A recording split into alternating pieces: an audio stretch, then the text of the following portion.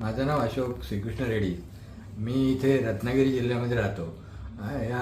मी प्रथम मला जो हे झाला चामडीचा असा आधार झाला त्यावेळेला मी याच्याकडे गेलो होतो. ॲलोपॅथी औषधं प्रथम चालू केली.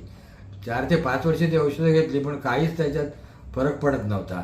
2-3 दिवस फक्त जरा बरं वाटायचं तेवढ्यापुरतं. नंतर मी ह्या आयुर्वेदिक औषधं इथे यांच्याकडे चालू केली, साळुंखे डॉक्टर साळुंखेंच्याकडे. आणि त्याने मला आता जवळजवळ 3-3.5 महिन्यात पूर्णपणे आराम पडला आहे. अगदी. तुम्हाला त्वचा विकार कुठे कुठे होता?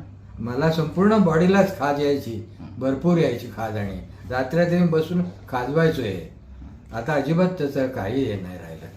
आणि अशा रुग्णांना काय अशा रुग्णांनी खरं सांगतो मी, ही ॲलोपॅथी औषधं न घेता आयुर्वेदिक औषध घ्यावं.